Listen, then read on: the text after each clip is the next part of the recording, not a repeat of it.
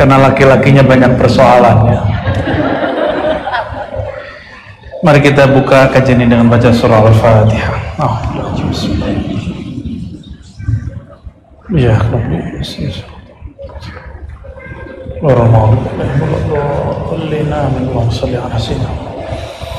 pertanyaan pertama, saya memohon kepada Allah, semoga Allah membimbing kami untuk menjawab pertanyaan. Yang sanggup saya jawab, yang nggak sanggup kita skip.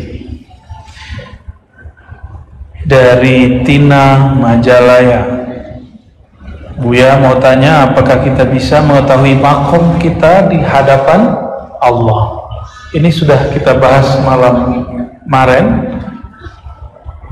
Makom kita di sisi Allah adalah semulia apakah Allah dalam diri kita, sepenting apakah Allah di dalam diri kita, maka setinggi itulah kita di sisi Allah Subhanahu wa taala.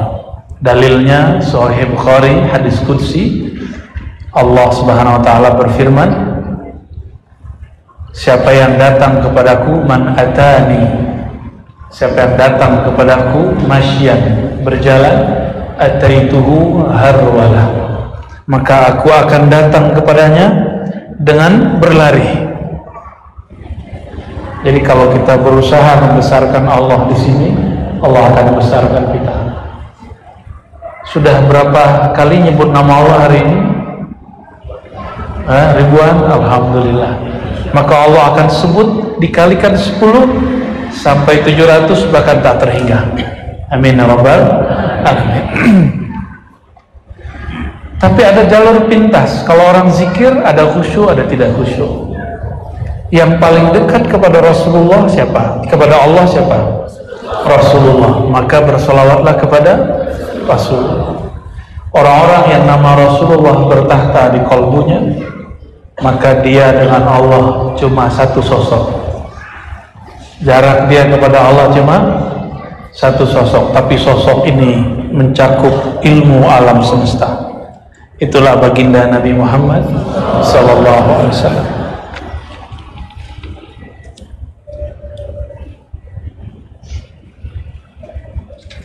Kita acak aja ya. Ini unyu-unyu nggak? Bismillah, Nena Mutmainnah, Bandung. Di antara yang saya garis bawahi adalah pentingnya sanad untuk beramal atau pentingnya guru. Apa yang harus saya lakukan jika merasa masih belum sanggup ikut muallimin? Karena masih belum sanggup. Riyadhah Mu'allim itu maksudnya latihan berkoneksi secara batin. Saat ini saya sedang latihan zikir, dawam sholawat istighfar. Oke, ya Allah, ya Latif, ya Hayyu, ya Qayyum. Apabila belum sanggup latihan koneksi rohani, ruh dengan ruh, maka koneksilah dengan kolbu. Koneksikan kolbu, hubungkan kolbu dengan diri kita sendiri. Jadi orang banyak jangankan hendak berkoneksi dengan Allah, dengan dirinya sendiri tidak nyambung. Ya, dengan dirinya nggak nyambung, bagaimana dia mau nyambung dengan temannya, dengan gurunya, dengan nabinya, dengan Robnya? Jadi kita harus membuka dulu hati kepada diri kita sendiri, bahwa menjadi hamba Allah itu tidak mesti suci, tidak mesti sempurna, tidak mesti hebat. Setiap kali seorang hamba sadar dia membuka kolbunya, semakin dia menerima bahwa dirinya hina. Kita ini dari ujung rambut sampai ujung kaki hina semua. Min ma'in mahin, dari air yang hina. Ketika Allah tampilkan di muka bumi, kita pun makan-makan yang remeh-remeh. Akhirnya wajar kalau kemudian tubuh ini akan kembali kepada kehinaan. Namun yang mulia bukan tubuh ini, yang mulia adalah kolbunya. Tubuh itu udah mulai ubanan kan, keriput. Sudah ada temennya yang udah nggak bisa gerak badannya sebelah, ya, karena tubuh ini seperti kendaraan. Kalau nggak bisa hidup lagi, yang punya kendaraan pergi, yang berkendara ganti kendaraan. Ruh kita sedang berkendara, tubuh inilah kendaraannya. Jika tubuh ini sudah nggak cocok, dia akan pergi. Ya, dia akan pergi. Pilih pergi karena ada masalah atau pergi dengan baik-baik. Allahumma sholli ala sayyidina Muhammad.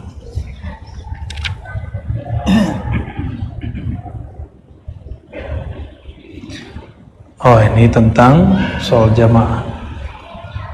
Abuya, apakah berjamaah itu wajib? Jamaah seperti apa yang benar, yang perlu kita berjamaah ya.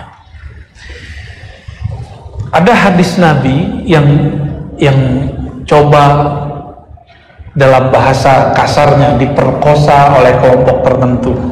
Maksudnya paham nggak? Jadi pemerkosaan itu tidak hanya kepada lawan jenis, tapi juga kepada teks-teks agama yang suci. Ketika Rasulullah SAW mengatakan, "Sataftariku ummati ala 73 firqah," hadis Abu Daud, umatku akan terpecah jadi 73. Kulluhum finnar, semuanya akan mampir neraka illal jamaah, kecuali al-jamaah. Al-jamaah di dalam hadis itu bukan jamaah pengajian dalam bahasa Indonesia atau bahasa Arab hari ini.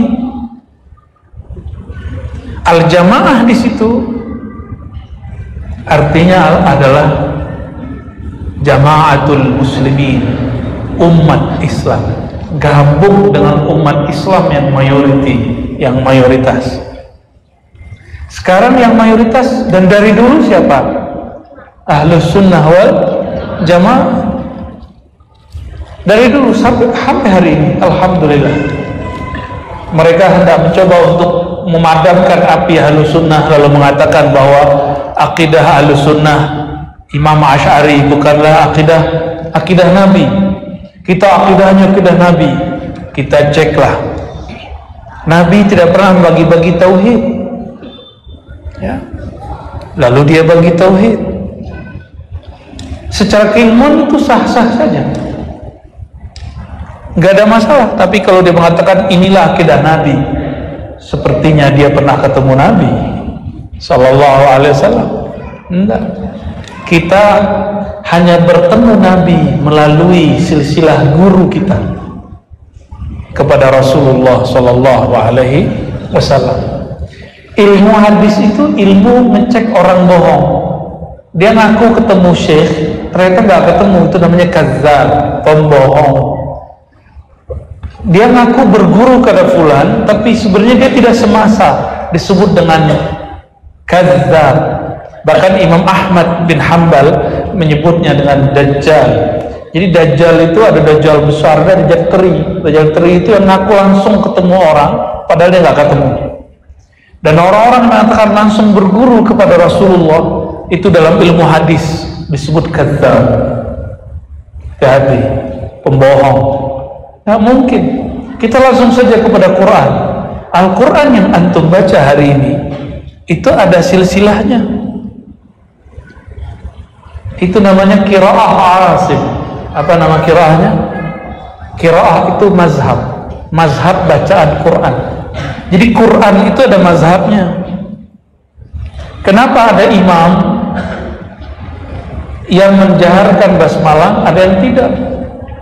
Karena di situ ada qiraat, tapi mayoritas qiraat mengeraskan bismillah.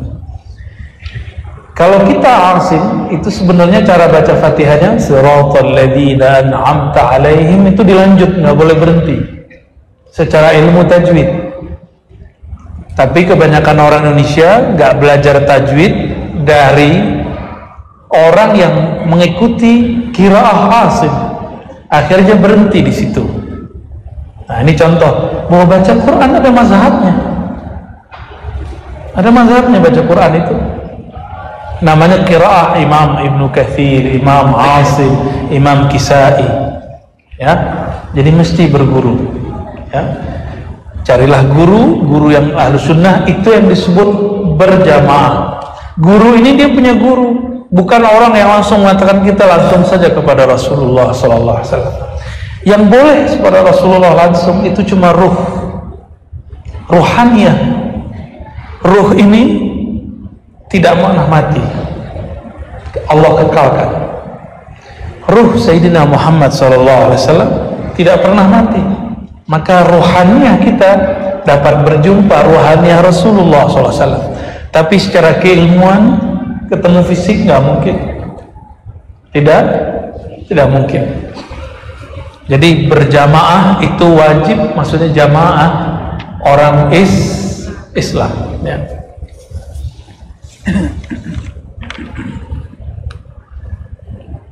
Assalamualaikum Abu ya, panjang nih ya. Nang Eva, saya mau bertanya. Jangan nanti jawab ya. Ketika seorang suami tidak memberi contoh kepada ketaatan kepada Allah atau jauh dari Allah, tidak pernah menjalankan kewajibannya sebagai seorang muslim, apakah seorang istri boleh minta cerai? Waduh, ngeri kali. Saya takut. Cerai itu halal tapi dibenci. Cerai itu halal tapi dibenci. Namun dalam hukum fikih, nikah dan cerai termasuk ngejomblo. Nikah, cerai, ngejomblo, poligami itu semuanya masuk hukumnya 5. Bisa wajib, bisa sunnah, mustahab, bisa mubah, boleh, bisa makruh, bisa haram. Cerai itu menjadi wajib apabila berkeluarga menjauhkan daripada Allah. Masih ingat Siti Masyifah, istri siapa? Firaun. Apakah dia minta cerai? Siti Asia, Masyifah Masyatoh yang ya bahasa Arab itu bukan nama, itu gelar ya. Masyifah itu gelar pelayan yang menyisir, Masyatoh yang situ Masyton ya. Siti Asia, suaminya ngaku jadi Tuhan. Suaminya ngaku jadi Tuhan, benar nggak? Disuruh cerai nggak? Disuruh menghujat nggak? Disuruh dibuka nggak aibnya? Dia nggak pernah buka aib suaminya. Ya, nggak pernah. Jangan pernah buka aib keluarga sendiri. Hunna libasul lakum wa antum libasul lahun. Suami istri itu seperti baju. Suami pakaiannya istri, istri pakaiannya suami. Kalau kita buka, itu yang kebuka aib kita. Jangan dibuka. Kesel, jangan buka lewat WA, lewat TikTok, Instagram, pasang status. Nggak selesai, malah tambah banyak masalah. Atau lagi cari perhatian seseorang, mau ada orang lain yang masuk. Jangan jadi orang yang tidak punya pendirian. Tengkar walaupun keras, nggak usah ngancam cerai. Seperti ada seorang bupati yang juga gayanya sama, yang merasa jatahnya kurang terus ngancam cerai dari Indonesia dan angkat senjata. Kan mirip-mirip kan? Mirip-mirip itu. Kita ini negara besar, ini sama dengan rumah tangga. Karena cara berumah tangga dari kecilnya sudah begitu, yang kecil suami istri jadi begitu, keluarnya akan seperti itu. Kita mulai dari keluarga kita baik-baik. Jika pasangan kurang baik, gak usah kita jadi gurunya. Suami istri itu sulit jadi guru, walaupun emang awalnya dia jatuh cinta kepada pasangannya karena nganggap guru, baik suami ataupun istri. Kenapa? Karena sudah tahu aib masing-masing, sudah tahu yang dibalik pakaian, agak sulit menerimanya. Masa guru saya pasangan saya sendiri? Apalagi istri ceramahin suami, itu sulit bagi seorang. Doain saja dia ketemu guru yang baik, yang sabar doanya, ya. Doa silahul mu'min. Doa itu senjata orang beriman. Senjata kalau sering diasah, seperti kita punya senjata, sering diasah, sering dilatih, kenanya pas. Tunggu aja, ya. Orang latihan panah langsung kena nggak? Nah, doa baru sebulan, 2 bulan, 3 bulan, setahun sudah protes. Siti Asia bertahun-tahun tidak pernah protes. Jadi jangan minta cerai dulu, ya. Dulu nikahnya sendiri-sendiri atau nikahnya ada wali? Ada wali. Maka kalau mau mengadu, ngadu ke orang tua si laki-laki, jangan ke orang tua kita. Nah, yang ibu-ibu, neng-neng ini, neng-neng gelis, dan yang mantan gelis. Udah tua maksudnya? Enggak, aku nggak ngomong begitu. Kalau ada masalah, jangan bawa keluar. Keluar pintu rumah, tutup masalah. Tapi kalau berat, adukan bukan ke orang tua kita, ke orang tua dia. Karena yang dapat ngomong ke pasangan kita itu orang tuanya sendiri. Kalau ngadu ke orang tua kita gimana? Perang dunia ke-7, bukan kedua, ketiga lagi, ke-7, ya. Alhamdulillah, walaupun keluarga saya tidak sempurna, kami tidak pernah mengadukan masalah ke orang tua. Ke mertua juga nggak pernah. Alhamdulillah, ya. Doain keluarga kami, ya. Bagaimana caranya menumbuhkan rasa tauhid pada anak di era digital? Era digital itu apa, Cung? Ibu Rita, ya. Bale Endah. Anak-anak itu mereka hidup belum sempurna dengan akalnya. Mereka masih hidup dengan dunia khayalnya. Maka sediakan fasilitas apakah game, mainan, tontonan yang basicnya ada nilai keagamaan. Gak mesti berpenampilan soleh-soleha, yang penting di situ ada nilai. Game-game yang isinya kejujuran, yang isinya perjuangan, itu perlu dikasih, ya. Zaman-zaman kita dulu kalau game tuh mainnya apa? Dulu pakai batu nggak begini. Kalau mau kelahi ambil batu ini bapak lo, ini bapak, gitu ya, injok kakinya, ya kan? Terus main lempar-lempar. Sekarang anak-anak nggak begitu. Anak-anak sekarang punya alam sendiri yang ada di gadget itu. Tidak mungkin dilarang, yang hanya mungkin diarahkan. Maka saya yakin di antara yang muda-muda ini ada yang ahli buat game, silakan disisipkan. Tapi jangan norak, ya. Jangan menggurui. Yang berhak menggurui itu cuma guru, seperti saya hari ini. Ya, kalau di rumah jangan menggurui pasangan, jangan menggurui anak-anak. Anak-anak tidak pernah melihat mulut, yang dia lihat gerak, karena anak-anak itu suka bergerak. Coba lakukan selama sebulan. Setiap 5 waktu berangkat ke masjid, ajak anak kecil itu, anak kita yang belum dewasa. Nanti setelah 40 hari kita ketiduran, anak jadi alarm kita sendiri. Cobain sendiri, ya. Saya sudah cobain, ya. Ke anak saya yang baru dipanggil oleh Allah itu sudah jadi alarm. Nyampe di masjid nggak ikut sholat, hanya bangunin kita sholat. Nyampe di masjid dia tidur, ya. Apalagi Jumatan, dia paling seneng dikhutbahi oleh ustadz, langsung dia tidur. Bismikallahumma ahya wa amut.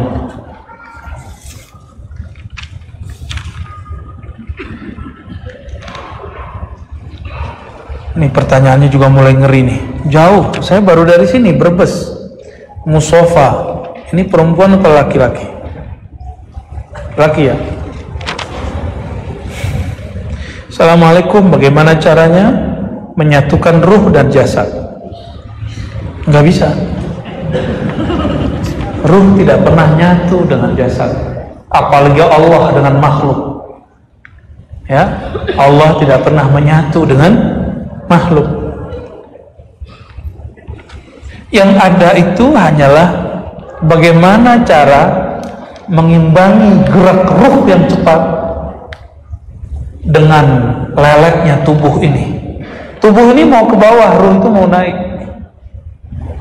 Rohaniah kita mau naik terus, sedangkan tubuh dia maunya dikubur di tanah.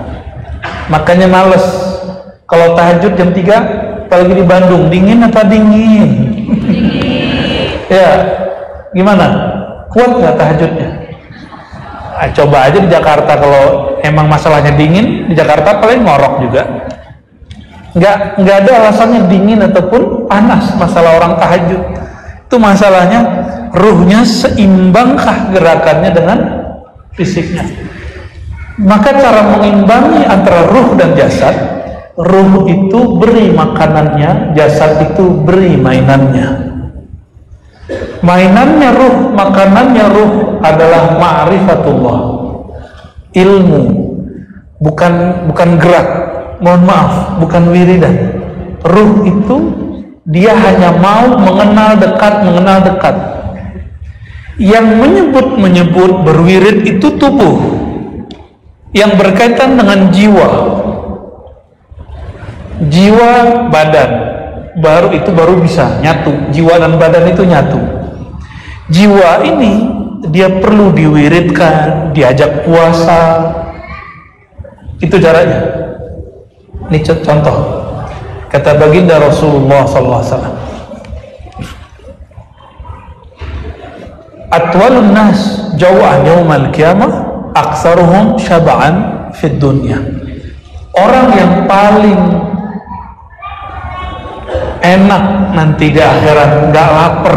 Nanti antum kelaparan loh, haus. Bandung yang dulu sejuk sekarang sudah mulai panas, gerah. Kita kalau gerah mencarinya apa? Minumnya kayak gimana? Yang dingin, bener ya? Nanti di sana orang-orang yang waktu di dunianya suka berpuasa, mereka nanti di sana di saat semua orang kehausan, dia malah heran, kok kamu kehausan? Baru nanti ada pertanyaan balik, kamu nanya. Allahumma sholli ala sayyidina. Banyak banget orang alay hari ini ya. Ustadznya juga ikut. Kenapa? Semakin tubuh dikurangi porsinya, maka ruh dia semakin kuat.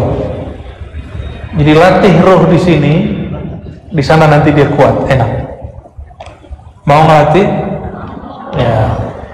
Tapi kalau mau jadi orang kaya nanti di akhirat, jangan lupa zikir pagi sore dan bersedekah tiap hari. Zikir pagi sore, ya, zikir pagi sore ada yang panjang, ada yang pendek. Yang paling pendek yang disebut al-wirdul asas. Masih ingat? Subhanallah, istighfar dulu 100, la ilaha illallah 100, salawat 100, subhanallah bihamdi subhanazim 100. Ini orang nanti di akhirat seperti yang bangun masjid ini di dunia, Pak Khairul Tanjung ya. Ya, Pak Khairul Tanjung kalau masuk ke negara manapun kan enak, dompetnya tebal, ya kan? Nah, nanti pindah imigrasi akhirat, kalau dompet tebal enak, serius ya. Orang-orang yang punya zikir ini di dunia, Allah berkahi hidupnya di dunia, di akhirat dia termasuk orang-orang tajir, orang-orang kaya ya. Jadi caranya gimana? Banyak ngaji tentang ma'rifatullah, itu untuk ruh. Banyak zikir, wiridan, latihan untuk tubuh. Itu caranya, nanti dia seimbang.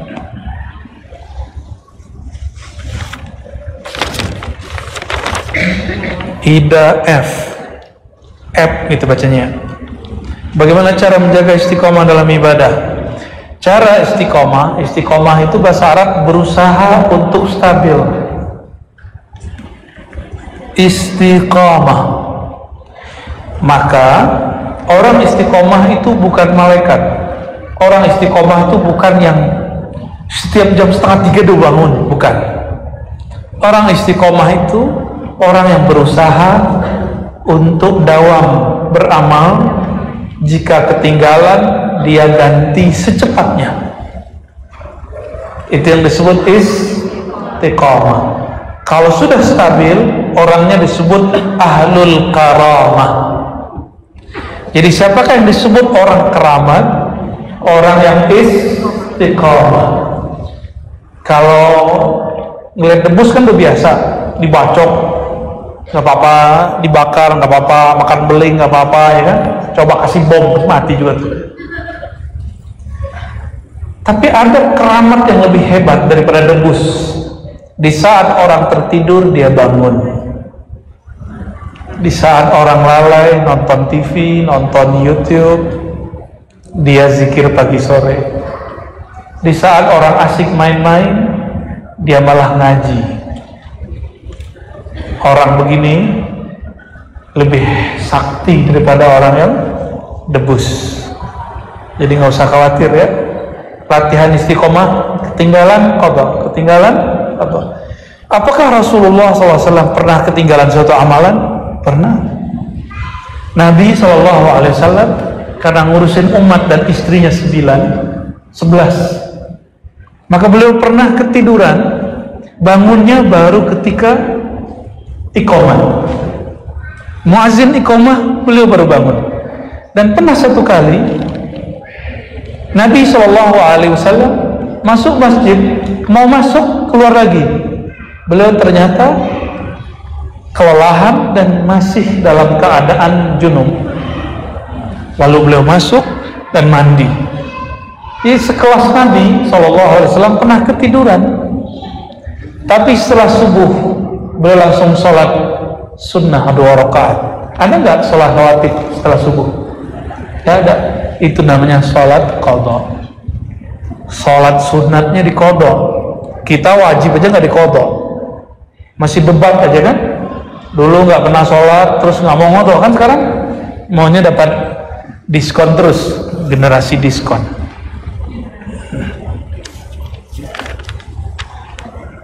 Ratna Kurniawati, assalamualaikum.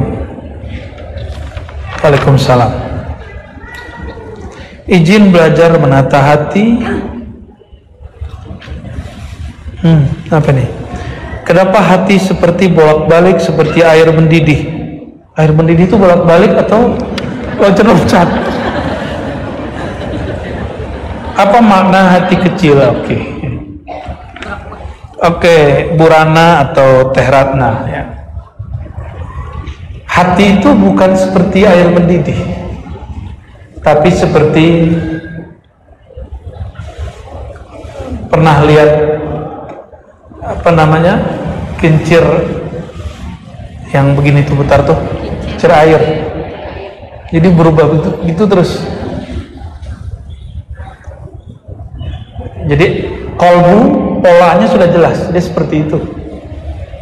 Jadi nggak kayak air mendidih ya. Air mendidih itu lagi marah namanya itu. Saya lagi mendidih dan gitu. Kenapa hati kok bolak-balik? Karena belum dipasang sesuatu yang dapat menguncinya. Yang dapat mengunci hati hanyalah penguasa hati. Sang penguasa hati bukanlah suami istri, bukanlah kekasih yang disebut dalam lagu dan nyanyi kekasih sejati, tapi yang mengunci hati adalah Allah Subhanahu wa ta'ala. Jadi apabila kalbu itu gelisah bolak-balik, dia harus diberikan nama yang punya kalbu si hati itu. Siapa yang punya kalbu ini? Allah. Makanya dikatakan qalbul mu'min baitullah. Qalbu orang beriman itu rumah milik Allah. Seperti masjid. Bukan bangunan ini penanda itu masjid, tapi ketika ada orang sujud di sini, itulah tanda dia masjid. Mungkinkah ada,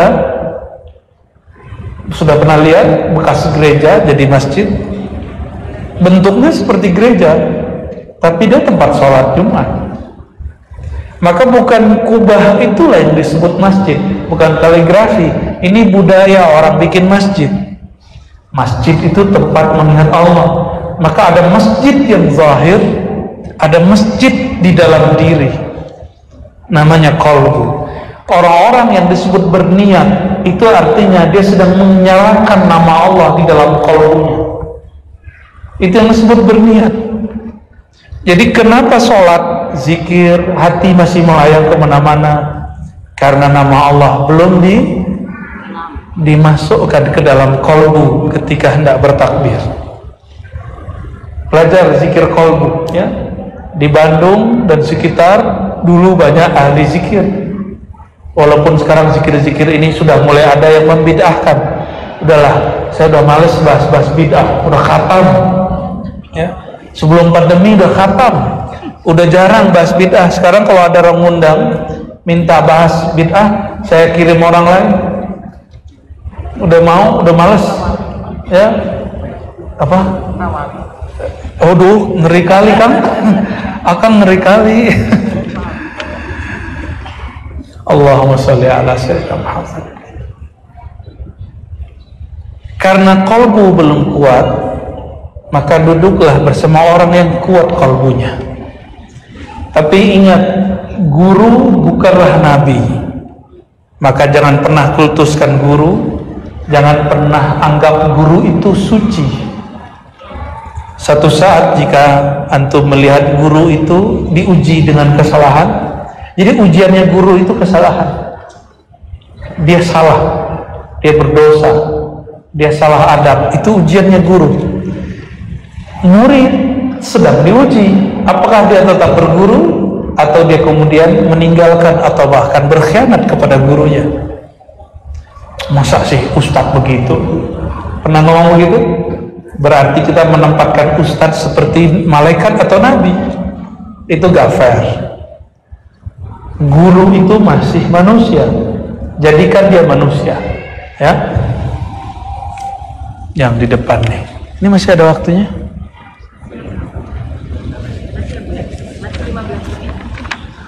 Oke. Entin, bacanya gini ya. Entin. Orang Padang sih ya. Entin. Cianjur. Bagaimana agar saya dan keluarga termasuk yang diridhai Allah, sukses dunia, akhirat? Allah itu hanya ridho kepada Nabi Muhammad SAW. Turun Sayyidina Jibril ngomong kepada Nabi Muhammad SAW, wahai Muhammad, Allah berkalam untukmu, apakah engkau ridho jika ada orang mengucapkan salam kepadamu sekali, Allah balas sekali? Nabi Muhammad SAW langsung tersenyum. Berarti Allah itu hanya ingin membuat Nabi Muhammad SAW ridho. Jika Allah ingin membuat Sayyidina Muhammad SAW ridho, kenapa umatnya tidak mau menggapai ridho sang Nabi Sallallahu Alaihi Wasallam? Supaya kita diridhoi oleh Allah, maka hidupkan sunnah Nabi di rumah. Hidupkan sunnah, bukan sunnah yang dipahami oleh kebanyakan orang yang tegang, itu bukan ya. Sunnah Nabi itu spiritnya cuma satu, rahmatan lil alamin, kasih sayang untuk seluruh alam semesta. Maka apapun amalannya, jika di dalamnya tidak ada kasih sayang, itu bukanlah sunnah Nabi SAW. Walaupun secara fisiknya sudah sama kayak amalan Nabi, tapi di dalamnya jika tidak muncul rahmah, itu bukanlah sunnah Nabi Muhammad SAW. Khawarij itu tadi yang disebut makam, itu kurang apa? Pakaiannya, sorbannya, ngalah-ngalahin sorban Sayyidina Ali. Sayyidina Ali kemana-mana pakai serban dan pakai ridha. karena bajunya polos, karena bajunya albis, ada bintang-bintangnya. Jadi saya nggak pakai begitu, kalah ketutup. Sayyidina Ali selalu pakai rida karena mengikuti baginda Rasulullah SAW. Pernah lihat Al Habib Omar? Itu salah satu model pakaian Nabi Sallallahu Alaihi Wasallam. Tapi kadang-kadang Nabi pakai pakaian yang lain, ya. Tapi bukan berpakaian itu sunnahnya Nabi. Sunnah Nabi itu ketika pakaiannya tidak mengancam orang lain. Ngerti nggak maksudnya? Antum pakai pakaian sesuatu tapi mengancam yang di sampingnya. Pernah ngalamin nggak? Ada yang senyum-senyum sendiri soalnya. Waduh, ini pertanyaan paling keren ini ya. Assalamualaikum, saya Budida dari Cilame. Mohon izin ikut berguru kepada Abuya. Pertanyaannya, saya dengar tentang kalimat la ilaha illallah, la mawjuda illallah. Ini tidak untuk dibaca tapi cukup di hati. Mohon penjelasannya. Ya. Ada la ilaha illallah. La ilaha illallah disebut dengan zikir tahlil, disebut juga dengan zikir tauhid. Oleh orang-orang ahli zikir disebut dengan zikir nafi isbat. Nafi menafikan. Apa arti menafikan? Meniadakan. Isbat menetapkan. Afdalul zikri la ilaha illallah. Bagi ahli wirid disebut dengan sultan zikir. Rajanya zikir la ilaha illallah. La ilaha illallah di dalam Al-Quran ada banyak jenisnya. Ada la ilaha illallah. Yang kedua ayat kursi, Allahu la ilaha illa hu. Yang ketiga Sayyidina Yunus di perut ikan, la ilaha illa anta. Dan Sayyidina Musa, karena yang paling dekat sama Nabi Muhammad SAW nanti di akhirat, Nabi Ibrahim, Nabi Musa. Apa zikirnya? Allah berkalam kepada Sayyidina Musa, innani anallah, surat Taha. Wahai Musa, sungguh akulah Allah itu. La ilaha illa ana. La ilaha illa ana. Ini salah satu pemaknaan la mawjuda illallah. Ini tidak boleh dibaca dalam keadaan sadar dengan lisan. Orang yang membacanya maka dia tergelincir dalam bab rohani. Bagaimana dia mengatakan la mawjuda illallah, tiada yang wujud kecuali Allah? Akan wujud nggak? Wujud itu ada. Ini ada nggak? Ar-Razi ada nggak? Kalau tidak ada yang wujud kecuali Allah, berarti wujud Ar-Razi wujud Allah dong. Ini Allah nggak? Bukan. Ini Allah? Bukan. Orang-orang yang mengallahkan dirinya, ya, ini bahaya. Kalau saya ambil kopiah mancung nih, terus saya bilang nih punyaku, dia marah kan? Oh itu bukan punya kamu, itu punyaku. Punya motor di luar, terus saya ambil, saya pinjam sebulan ya Kang ya. Tapi setelah sebulan saya datang, Kang kan udah sebulan jadi punya saya ya. Kan minjemnya udah lama. Emang ada kaidah minjem kalau lama berarti punya kita? Ya, banyak yang begitu tuh. Kalau udah lama dia nggak mau balikin. Jika milik makhluk tidak boleh diakuisisi, apalagi milik wujud alam ini milik Allah, bukan Allah. Maka jangan anggap diri kita ini Allah. Kita ini ciptaan Allah, udah selesai. Tapi kalau belajar ma'rifat nanti ada tingkatannya. Al-jismu fi'lullah, al-qalbu ismullah, as-sirru sifatullah, ar-ruhu amrullah. Mau diterjemahin? Tubuh ini perbuatan Allah, fi'il Allah, alam ini perbuatan, qalbu ini nama Allah, lautan nama Allah. Jadi zikirmu sebanyak apa aja nggak cukup, nggak akan cukup zikir sebanyak apapun. Maka jangan pernah merasa banyak zikir.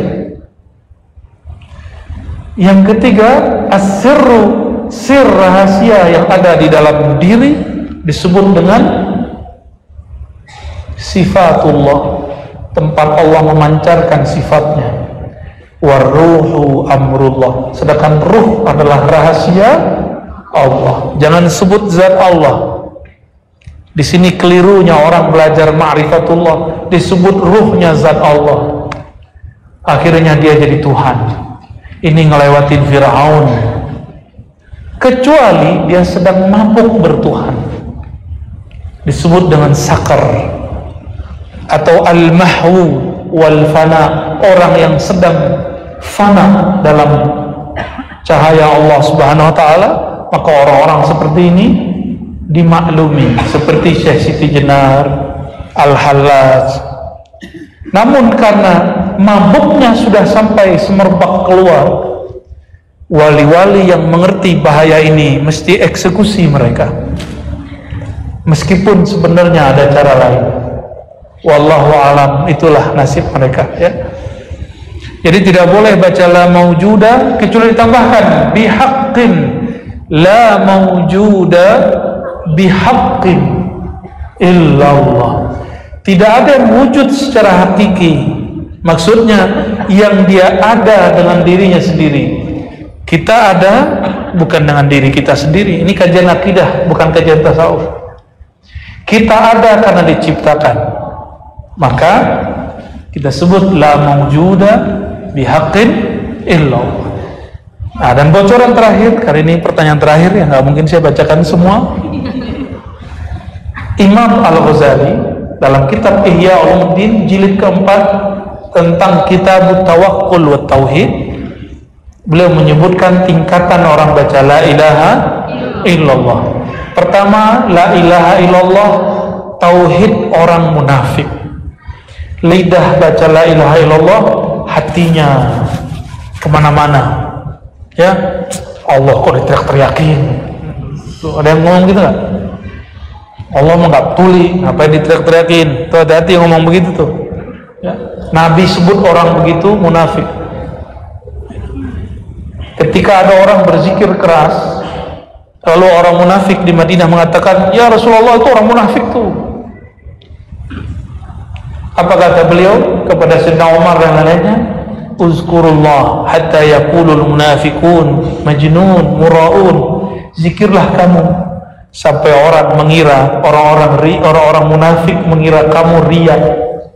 Orang munafik mengira kamu majnun, gila. Ya, dulu ada Abah Anom di Tasik, masih ingat nggak? Abah Anom dulu zikir la ilaha illallah. Itu kalau beliau zikir dianggap gila dulu. Mungkin dulu pesantrennya pernah dilemparin batu kali, atau di mana buat zikir masjid itu mungkin banyak yang nolak. Tapi Allah maha hebat. Sekarang orang mulai sadar, kalau tidak sepakat dengan caranya, cari cara lain, tapi jangan ingkari cara orang yang ada.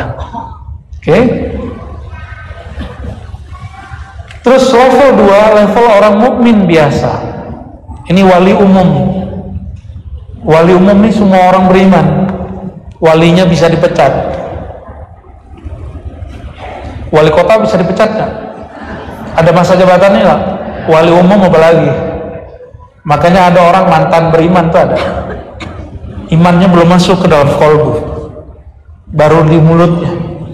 Dia baca la ilaha illallah, dia berusaha membersamai dengan qalbunya. Nah, orang ini disebut mukmin. Qalbu membaca, lidah mentasdik, mengiyakan.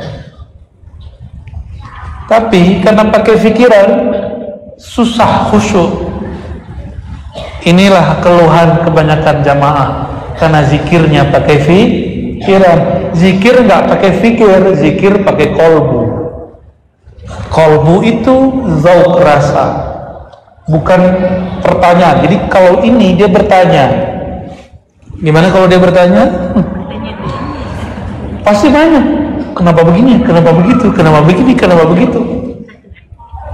Tapi kalau pakai kolbu, jika di samping kiri kita ada orang sebut nama Allah, idza dzukirallah wajilat qulubuhum, jika disebut nama Allah, kolbu pasti bergetar. Bukan mendidih, ya, pasti dia bergetar. Pernah berdesir nggak ketemu seseorang? Ketemu siapa? Yang di sono. Ya, lo ketemu aneh. Urung gawat ini. Kita berdesir ketemu orang yang kita suka, baik guru, teman, ataupun orang yang lawan jenis kita. Kenapa kita berdesir? Karena kolbu nyambung dengan kolbunya. Ada karakter kita yang nyambung dengan dia. Itu yang disebut klik. Kolbu ini hanya klik sama Allah, nggak ada lagi. Jadi antum mau keliling dunia, kolbunya nggak akan bahagia. Coba tanya sama orang yang udah keliling dunia, seneng iya, bahagia belum tentu. Bahagia itu hanya ada di alam kolbu. Itulah syair Hamzah Fansuri dulu di Aceh, yang oleh orang-orang awam di kalangan, dia ulama tapi awam memahami ilmu kolbu, menuduh beliau zindik karena syairnya dianggap berbahaya. Ya. Beliau ini mengatakan Hamzah Fansuri mencari Tuhan. Hamzah Fansuri datang ke Mekah, keliling di depan Ka'bah. Ingin cari apa dia? Ingin mencari Tuhan. Keliling Baghdad mencari makom Syekh Abdul Qadir Jilani, mencari Abul Hasan Syazili. Kok mana-mana dia pergi? Ternyata Hamzah Fansuri merasakan bertemu dengan Allah Ta'ala di atas sajadah di dalam rumah. Jadi dalam rumah ketemunya. Maksudnya apa? Beliau lagi sindir orang yang banyak ilmu kurang amal, yang sering umroh tapi nggak pakai kolbu, yang sering keliling-keliling kemana-mana tapi tidak dengan kolbu. Jadi kalau mau keliling dunia, kelilinglah dengan kolbu. Nanti kelihatan perbuatan-perbuatan Allah yang indah di alam semesta. Ya. Level 2 itu. Ini mukmin. Makanya hambar. Jika orang begini itu cuma sesekali nikmatnya. Ada yang ketiga. Orang yang mengatakan la ilaha illallah, tapi di kolbunya ada makna la fa'ila illallah, tiada yang berbuat kecuali Allah. Jika alam ini milik Allah, keluarga kita, anak kita, pasangan kita, semuanya milik Allah. Jika yang punya mau ambil, ridho nggak? Harus ridho. Harus ridho ya? Beneran nih? Beneran nih? Ntar badannya diambil sama Allah gimana? Atau ada keluarganya diambil Allah, kuatnya? Harus kuat. Bagaimana cara kuatnya? Kata Imam Nautailah Skandari, kenalilah siapa yang ngambil. Ya. Ada orang disuruh menjaga bangunan, kita sebut teman-teman security. Dia ketika ada orang masuk, dia perhatikan ini aman atau tidak. Ya. Tapi ada ownernya datang cuma pakai baju yang tidak meyakinkan, kayak ngecek-ngecek barang, ini ditarik-tarik, diapa-apain. Sang security ingin menjaga titipan. Sebenarnya yang punya lagi ngecek yang security ini perhatian atau tidak, dia melaksanakan tugas atau tidak. Maka pura-pura diambillah satu barang dan segala macam. Security-nya marah, hei, itu ada yang punya, bukan kamu yang punya, balikin, yang gitu.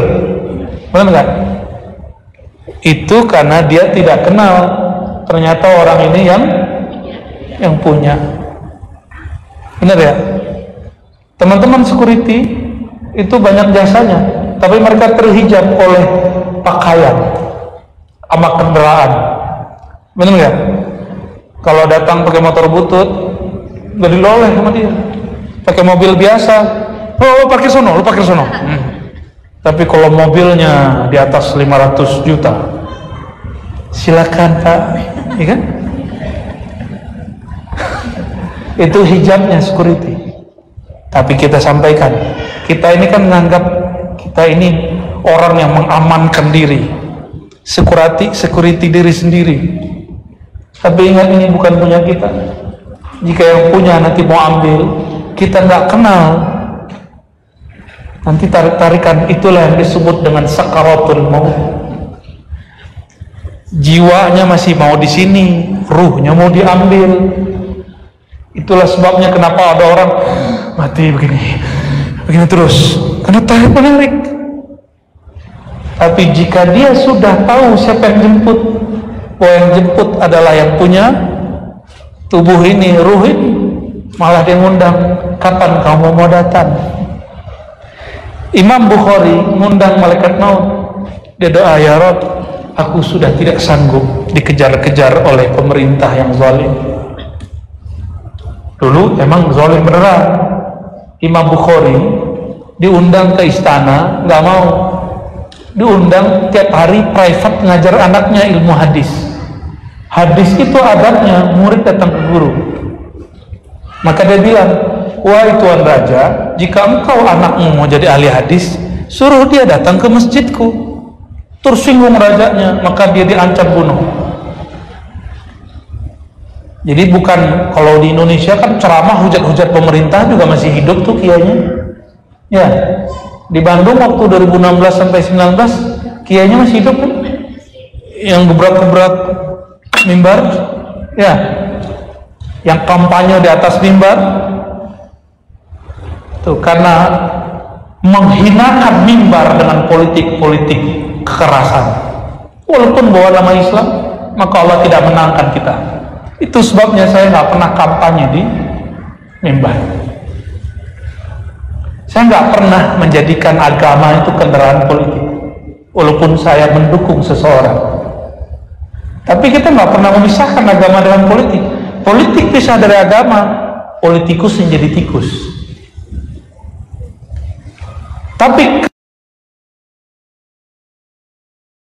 kalau politik diagamakan, beda politik orang menganggap beda agama, beda coblosan orang anggap beda agama. Sudah terjadi di Indonesia kemarin, dan luka itu masih ada di wajahnya antum siang ini, ya.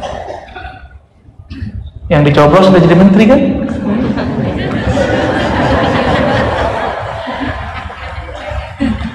Yang paling parah kiai, ustadz, hatinya pun belum mampu melepas luka itu. Luka-luka politik lama masih dibawa sekarang. Berarti la ilaha illallahnya nggak lolos. Siapa yang izinkan untuk terjadi apa saja di alam semesta? Allah. Maka jika itu terjadi, amalkan yang kita sering amalkan sedari kecil. Raditu billahi rabbah wa bil islami dina wa bi sayyidina Muhammadin nabiyya wa rasulullah. Ya Allah, aku ridha apapun ketentuanmu. Rabbah artinya yang mengatur alam. Apakah yang terjadi itu tidak diatur Allah? Diatur Allah. Itu pelajaran hebat. Jangan agamakan politik. Tapi politik harus diluruskan dengan agama, itu baru benar. Jangan mempolitisasi agama. Nanti la ilaha illallahnya nggak nyampe.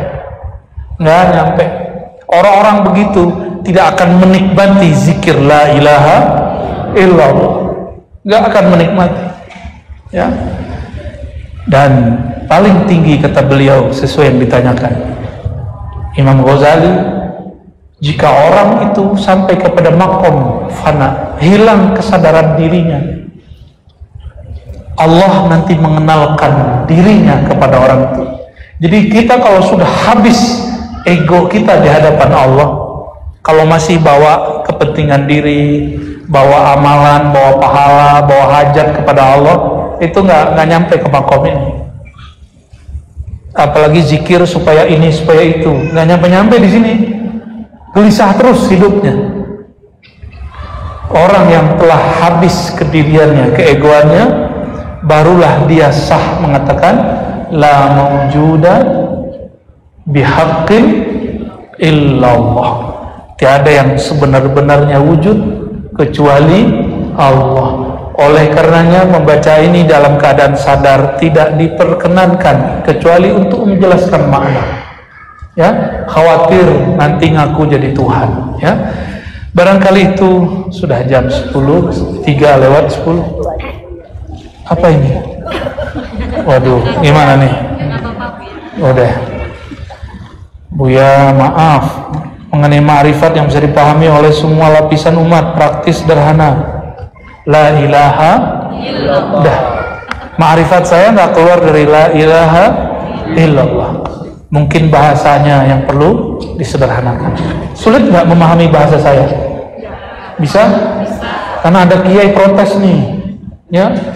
Habib protes sama saya. Ente kok ngajarin umat yang berat-berat? Toh nggak ada yang kepalanya, nggak ada ya? Alhamdulillah. Jadi kajian begini kita lanjutkan ke depan, insya Allah. Nanti malam insya Allah kita lanjut di sore. Nanti kajian kitab lagi, penutupan untuk rihlah pada hari ini insya Allah. Semoga Allah ridhoi kami semua, kita semua. Mohon maaf atas salah kurang dan semuanya. Assalamualaikum warahmatullahi wabarakatuh.